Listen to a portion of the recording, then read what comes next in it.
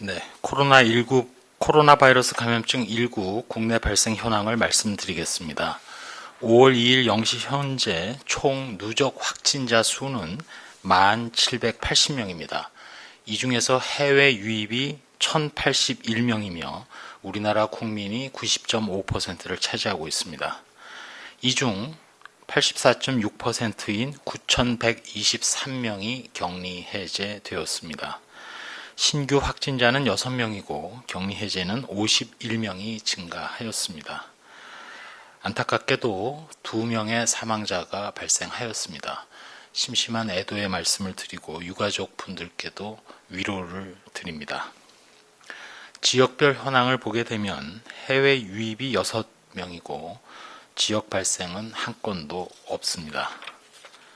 최근 2주간 해외 유입이 67.7%를 차지하고 있습니다.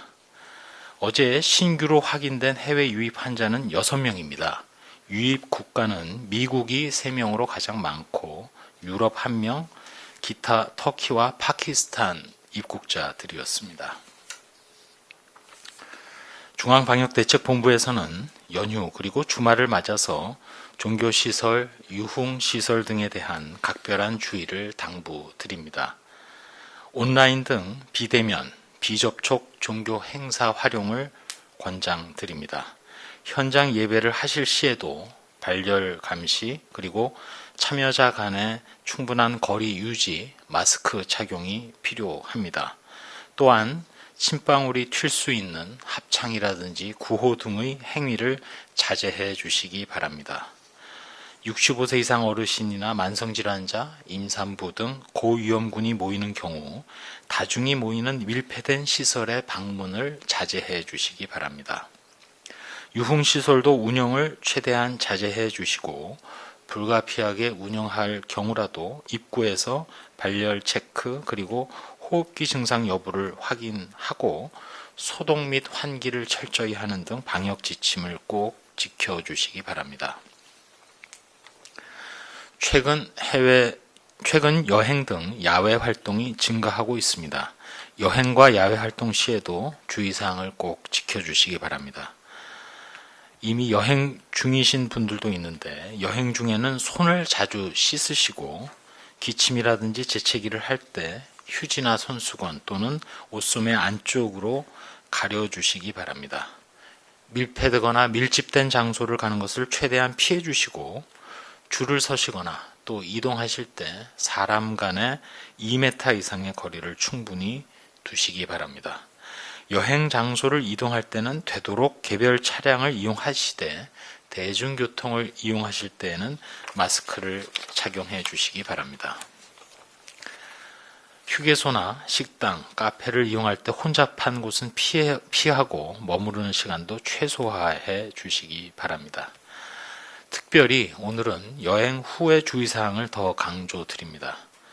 만약에 여행을 마치고 나셔서 열이 나시거나 호흡기 증상이 있거나 몸이 조금이라도 아프든지 이상함을 느끼신다면 외출 그리고 출근을 하지 마시고 열이 있거나 증상이 심해지게 되면 콜센터나 보건소에 문의하시고 빨리 진료와 검사를 받으시기 바랍니다.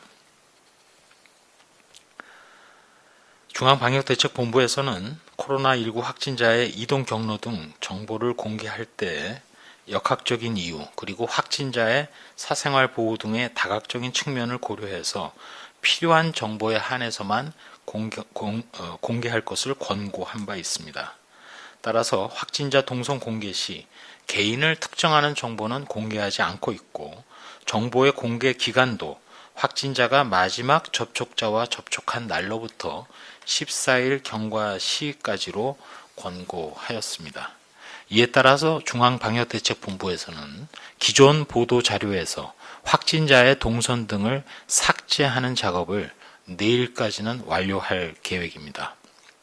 각 지자체의 홈페이지 그리고 포털 사이트 또한 개인 SNS나 민간이 개발한 코로나19 관련 앱에서도 동일한 조치를 취해 주실 것을 요청드립니다. 마지막으로 당부 말씀드리도록 하겠습니다. 연휴 기간 중에 건강거리 두기 그리고 개인위생 수칙 준수를 며칠째 계속 부탁드리고 있습니다. 어제 하루는 마침 지역사회 감염 사례가 없는 하루였습니다.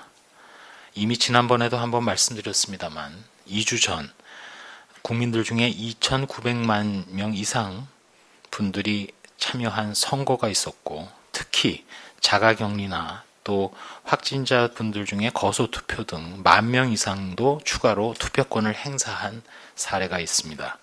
이 모든 것을 전 세계가 지켜보았고 앞으로 우리나라의 상황을 참고하고 또 따라올 것이라고 생각합니다. 이렇게 무사히 선거 등의 상황을 이겨낸 것은 요행이 발생한 결과가 아니라 국민 한 분 한 분이 생활 속 방역을 몸소 실천했기 때문임도 말씀드린 바가 있습니다. 이 생활 속 방역, 즉 구체적으로 거리 두기라든지 기침 예절, 마스크 착용 등은 코로나19의 정체를 파악하고 과학적 근거에 기반한 합리적인 대응 수단임을 실감하셨을 겁니다.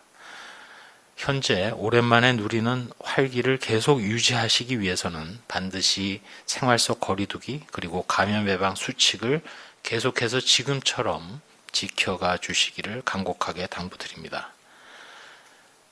여기에 더해서 방역 당국으로서는 연휴 후에 산발적인 발생 또는 혹시나 발생할 수 있는 집단 발생을 최대한 억제하고 또 조기에 발견, 관리해야 한다는 그런 생각을 하고 있습니다. 국민 여러분들 중에 연휴 중이라도 또 연휴가 끝난 후에 앞서 말씀드린 대로 열이 나거나 호흡기 증상이 나타나는 것은 물론이고 스스로 판단하시기에 몸이 좀 이상하다, 또 아프다 이렇게 생각되시면 마스크를 착용하시고 의료기관을 방문해서 진료를 받으시거나 또 바로 1339 등의 문의를 통해서 인근 선별진료소에서 검사받고 진료받으시기 바랍니다. 방역당국으로서는 감염 규모가 점점 줄어들어 갈수록 일선에서 헌신하시는 의료진 분들께서 조금 더 의심하시고 또 증상이 있거나 하면은 바로바로 신고해 주시고 빠르게 검사를 해서 혹시나 모르는 코로나19 환자분을 최대한 빨리 발견하기를 원하고 있습니다. 그리고 코로나19 극복을 위해서 국민 여러분들의 협조와 참여 실천에 여전히 깊이 감사드립니다. 현재 저희 방역대책본부를 중심으로 해서 의료진 분들의 의무 기록을 정리하고 취합을 하고 있는데 여기에 속도를 내주시는 의료진들께 거듭거듭 고맙게 생각합니다. 취합되는 대로 이 자료를 공정하게 정리하고 분석해서 연구자들에게 우선적으로 공개할 계획입니다. 또한 말씀 몇 번 드렸습니다만 기확진자 분들 중에 혈청 확보나 혈청 치료제 등의 연구 개발을 위해서 협조해 주시는 분들이 계십니다. 앞으로도 확진자 분들의 참여와 협조를 더 부탁드릴 기회를 가질 텐데 적극적으로 참여해 주시고 협조해 주실 것을 기대합니다. 이상입니다. 네, 지금부터 기자님들 질의응답 시간 갖도록 하겠습니다. 사전에 온 한 가지 사전 질의가 있어서 먼저 질문 드리겠습니다. 5월 5일 이후 일주일 정도 모니터링을 통해 연휴 기간 감염자 규모 등의 상황을 면밀히 점검하겠다고 했는데 구체적으로 현재 방역 수준과 달라지는 내용이 있을지 설명해 달라는 질문이 있습니다. 네, 연휴가 지나게 되면 혹시라도 연휴 기간 중에 우리가 과거에 경험했던 국내 상황은 아니라 해도 예를 들어서 특정한 해외 국가로의 성지 순례단 등 여행 후에 이제 집단 발생 사례가 있었던 걸 기억을 합니다. 따라서 연휴 중에도 밀접한 어떤 접촉 등에 의해서 환자가 발생할 수 있기 때문에 우선 감시 체계를 좀 더 강화를 해서 현재 전국의 14개 대형 병원을 중심으로 해서 중증 호흡기 환자 감시 체계를 가동을 하고 있는데 이 부분을 5월 9일 경부터는 42개소로 늘려서 42개 의료기관에서 입원하는 중증 호흡기 환자들에 대해서는 일단 코로나19에 대한 검사 등을 시행해서 최대한 빨리 환자를 발견하는 그런 체계를 가동을 할 것이고, 또한 일반적인 호흡기 감시 체계도 전국에 약 210여 개 의료기관을 대상으로 현재 가동을 하고 있습니다. 현재는 8개 주로 바이러스 병원체들에 대한 감시를 하고 있는데, 여기에 코로나19를 추가해서 9개 병원체에 대한 감시를 개시를 합니다. 이렇게 함으로써 만에 하나 의료기관에 입원하는 환자들 중에 코로나19 환자가 있을 경우 최대한 빨리 발견할 수 있는 그런 체계를 가동을 하도록 하겠습니다. 그렇게 함으로써 5월 5일 이전에 만약에 노출이 있을 경우 최대 잠복기는 14일이지만 가장 빈도가 높기는 대개 5, 6일 정도, 한 일주일 정도의 잠복기를 보이기 때문에 만약 발생을 한다면 최대한 빨리 발견하는 노력을 하도록 하겠습니다. 이렇게 함으로써 현재 방역 수준보다는 좀 더 빠르게 환자를 발견하는 감시 체계를 강화하도록 하겠습니다. 덧붙여서 브리핑 중에도 말씀을 드렸습니다만, 국민 여러분들께서는 앞으로는 여행 후 또는 어떤 상황에서든 조금이라도 몸이 이상하거나 좀 의심이 되시면 진료를 받으시고 또 검사를 빨리 받아서 코로나19 환자를 지역사회에서 또 우리 주변에서 빨리 발견할 수 있는 그런 노력에 협조해 주실 것도 부탁드립니다. 네, 현장에서 보내주신 기자님 질문에 답변 드리는 시간 갖겠습니다. TV조선 황병준 기자님입니다. 미국 FDA에서 렘데시비르 긴급 사용 승인을 했다는데, 국내에서도 미국 국립보건연구원과 길리어드사 주도로 임상시험이 진행 중인 것으로 알고 있습니다. 국내 사용 승인은 시험 결과에 따라 언제쯤 나오는 건지, 미 FDA 승인과 반대의 결과가 나올 수도 있는 건지 궁금하다는 질문입니다. 네, 말씀하신 대로 미국 FDA에서 렘데시비르에 대해서 긴급 사용 승인을 했습니다.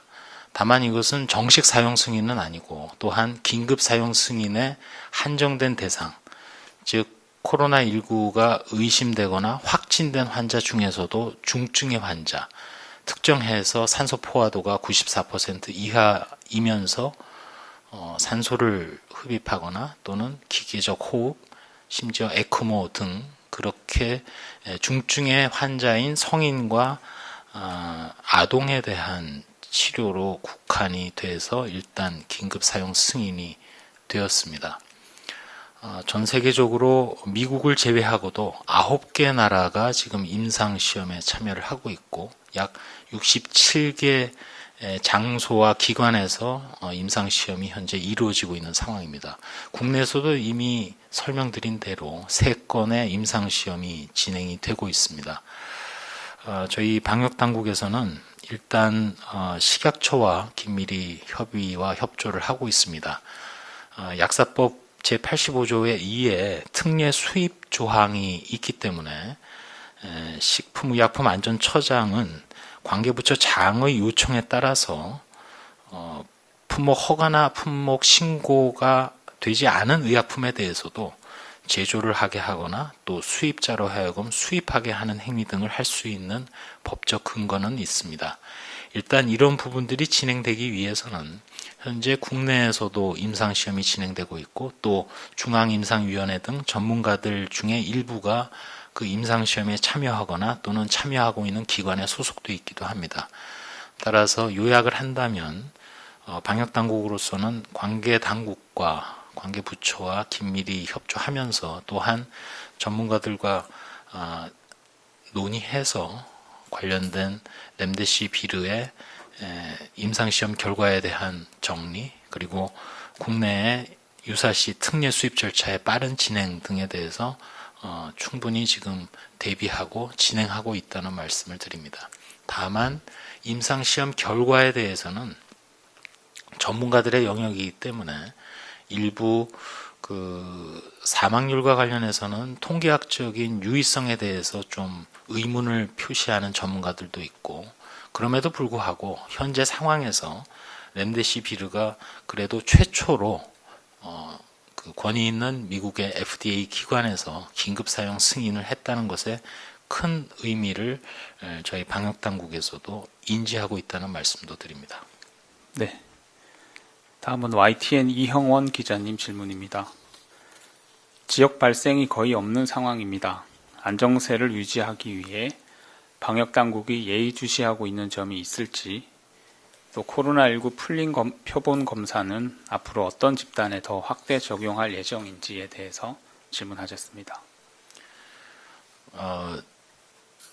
통상적으로 감염병의 유행이 한 번에 큰 파도가 왔을 때 그 파도를 구성하는 집단들이 두 번째 파도가 왔을 때 또 발생할 가능성도 배제할 수는 없습니다. 우리가 그 경험했던 특정한 어떤 종교 집단, 또 병원이라든지 복지시설 등에 입원해 계신 분들, 이런 분들을 중심으로 해서 우리가 이미 고위험 집단은 크게 나누면 전파와 관련된 고위험 집단이 있을 것이고, 또 코로나19로 인해서 피해를 많이 볼 수 있는 고위험 집단으로 구분할 수 있습니다. 각각 수시로 모니터링, 필요할 경우 풀린 검사를 활용한 검사 등을 시행할 그럴 계획, 그런 검토를 하고 있고, 그 과정에서는 관련된 역학이라든지 또 진단검사 쪽의 전문가들과 충분히 논의하도록 그렇게 하겠습니다.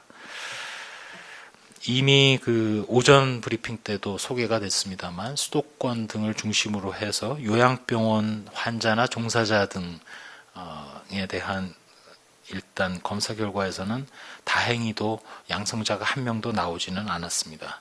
이미 저희가 특정한 종교 집단에 대해서, 또 특별관리 지역을 중심으로 해서 정신병원이나 요양병원 등을 중심으로 해서 일부 검사를 시행을 해온 바가 있습니다.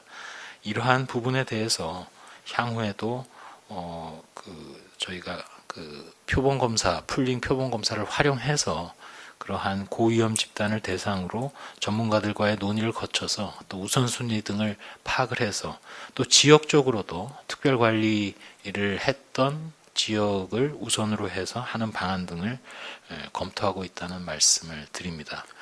지금과 같은 안정세라고 얘기를 합니다만, 누차 말씀을 드립니다만은 지역사회에 혹시라도 숨어 있거나 또 조용하게 전파가 진행되고 있을 가능성도 배제할 수가 없기 때문에, 오늘 브리핑 또 보도 참고 자료 등을 통해서 국민들 중에 어느 분이라도 혹시라도 몸이라도 이미 조금이라도 아프거나 의심이 되시면, 심지어 환자를 보시는 의료진 여러분들께서도 그 의료진의 판단에 전적으로 코로나19의 의심 환자 정의 범위가 맡겨져 있는 상황이기 때문에 되도록 왕성하게 신고해 주시고, 또 과감하게 내원하시고, 또 검사와 진단이 활발하게 이루어질 수 있기를 저희도 바라고 있습니다. 그런 과정을 통해서 최대한 초기에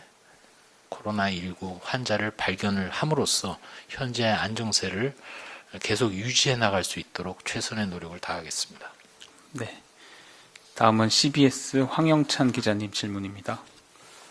방금 말씀하신 내용과 이어지는 내용입니다.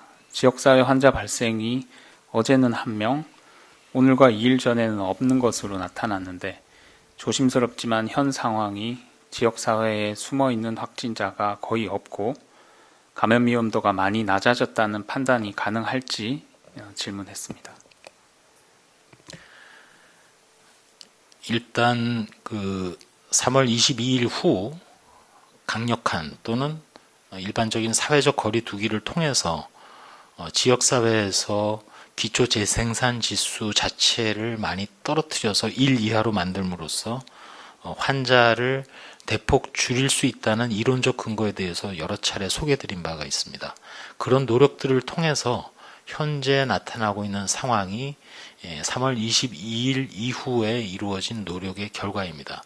지금 해외에서 유입되고 있는 사례에 대해서는 대부분 다 특별 입국 관리를 통해서 철저히 지금 관리하고 있는 상황입니다. 국내에서 혹시라도 싱가포르 사례처럼 국내에 이미 들어와 있는 어떤 외국인 거주자 등에 대한 어떤 우려, 또 일부라도 지역사회에서 비록 기초 재생산지수 자체는 매우 낮지만 그럼에도 불구하고 일부 특정한 밀접 또는 밀집된 행위를 하는 집단에서 발생하고 있을 가능성도 배제할 수는 없기 때문에 지금과 같은 추세가 소망하기는 사망자도 이왕이면 발생이 없이 또 격리 해제도 계속 대폭 줄어들어 가면서 코로나19의 잠복기 자체가 길게는 14일 정도 됩니다. 따라서 현재와 같은 추세가 계속 이어지기를 저희도 희망하고 바라고 있으나 한편으로는 지난번 신천지 종교 집단을 중심으로 폭발적인 발생이 일어나기 전에 마치 폭풍 속의 고요처럼 상황을 한번 경험을 한 바가 있기 때문에 계속 유의해서 앞서 질문에 답변 드린 대로 감시 체계도 좀 철저히 하고 심지어 전문가들 중에는 아이디어 차원에서 환경 검체에 대한 감시도 제안하신 분도 있습니다. 물론 거기에 대해서는 이견이 많이 있습니다만 각가지 여러 가지 전문가분들의 현 상황을 파악하고 모니터링하는 그런 아이디어도 저희가 수렴을 해서 최대한 조기에 모든 것을 발견할 수 있도록 노력을 더 하겠습니다. 네, 다음은 뉴스원 이형진 기자님 질문입니다. 오늘 인천공항 환승 구간에서 중국인 감염자가 16시간 정도 머물렀다는 보도가 있었는데 현재 관련한 국내 접촉자가 있는지 등 어느 정도 조치를 취하고 있는지 궁금하다고 질문하셨습니다. 네, 이 부분은 조금 더 정확히 한번 파악을 해서 별도로 말씀드리도록 하겠습니다. 다만 제가 듣기로는 또 확인하기로는 발생 시점 자체가 거의 아마 한 달 이상 전 상황으로 저희가 확인을 하고 있습니다. 그래서 그 당시에 국가로부터 우리 쪽의 내용이 통보되지 않은 부분에 대해서는 좀 유감스러운 상황이긴 합니다. 일단 관련된 내용에 대해서는 시간이 많이 지난 것으로 저희가 확인하고는 있습니다만 당시에 아마도 우리 검역 요원 등은 충분한 개인 보호구 등을 한 상황에서 검역 조치 등을 했기 때문에 크게 위험이 없으리라고 판단은 하고 있으나 그래도 환승 구간에 있었던 다른 환승객이라든지 또 다른 어떤 노출이 있었을 수도 있으니까 시간은 비록 오래 지났다 해도 재차 한번 확인해서 말씀드리도록 하겠습니다. 네, 다음은 유시스 임재희 기자님 질문입니다. 확진자 동선 관련된 내용입니다. 확진자 동선 삭제 범위를 구체적으로 한 번 더 설명을 부탁드린다라는 질문이고 방대본에서 낸 가이드 권고대로 14일 이후부터는 다 삭제가 되는지 궁금하다라고 질문하셨고 혹시 이를 삭제하지 않을 경우 불이익이 있는지도 궁금하다고 질문하셨습니다. 네, 이 부분은 국가인권위원회 권고사항이 지난 3월 9일에도 나왔고 이에 따라서 확진 환자의 이동 경로 등 정보 공개 안내와 관련된 저희 지침은 이미 지난 4월 12일에 조치는 그 이전에 있었지만 공식화해서 저희가 말씀드린 바 있습니다. 거듭 말씀드립니다만은 확진자와 관련된 동선 공개 시 개인을 특정하는 정보는 공개하지 않아야 되고 정보의 공개 기간과 관련해서도 확진자가 마지막 접촉자와 접촉한 날로부터 14일이 경과되는 그때까지로 저희가 권고를 하고 있습니다. 이에 따라서 중앙방역대책본부나 각 부처는 물론 지자체의 홈페이지나 포털 사이트 등은 이미 조치가 취해졌고 중앙방역대책본부에서도 배부된 보도 자료 중에 확진자의 동선 등을 삭제하는 작업은 금명간 오늘 내일 적어도 내일까지는 다 삭제를 완료할 계획으로 있습니다. 다만 저희가 부탁드리는 부분은 그 개인 SNS라든지 또 민간이 개발하는 코로나19 관련된 앱에 관련해서는 동일한 조치를 취해 주실 것을 요청드리는 바입니다. 이것과 관련해서는 일단은 요청을 드리는 그런 차원이라는 점을 일단 말씀드립니다. 네, 지금 현재 추가 질문이 더 없는 것 같습니다. 그럼 오늘 부본부장 마무리 발언 듣고 정례 브리핑 마치도록 하겠습니다. 네, 코로나19도 일종의 재난입니다. 저희 방역 당국에서도 산불로 인한 희생자가 없으면 너무나 다행으로 생각하고 고맙게 생각합니다. 이번 산불 화재에서도 보셨지만 주불 외에 잔불이 언젠가는 또 주불로 비화할 수 있다는 것을 인식을 하게 됩니다. 코로나19의 경우에도 거의 꺼져간다고 혹시나 생각하실 수 있을지 모르지만 그런 가운데 마지막까지 최선을 다해서 주의를 기울이고 사회적 거리 두기와 생활 방역 등을 실천하는 데 노력해 주시기 바랍니다. 초기에 코로나19 대응을 위해서 거듭 말씀드립니다만 국민 여러분들이 조금이라도 몸이 이상하시면 외출하지 마시고 출근도 하지 마시고 또 꺼리끼지 마시고 선별진료소에서 바로바로 검사를 받아주시기 바랍니다. 마지막으로 연휴가 진행되고 있는 오늘도 코로나19 대응의 최일선에서 헌신하면서 현재 1,400여 명의 아직도 격리 치료를 받고 있는 코로나19 환자를 진료하고 계신 의료진 분들의 노력에 다시 한번 감사하다는 말씀과 함께 깊이 머리 숙여 고마움을 드립니다. 이상으로 브리핑을 마치도록 하겠습니다. 네, 오늘 브리핑 이상 마치겠습니다. 참여해 주셔서 감사합니다. 오늘 수어 통역은 고은미 윤남 통역사님 진행해 주셨습니다. 감사합니다.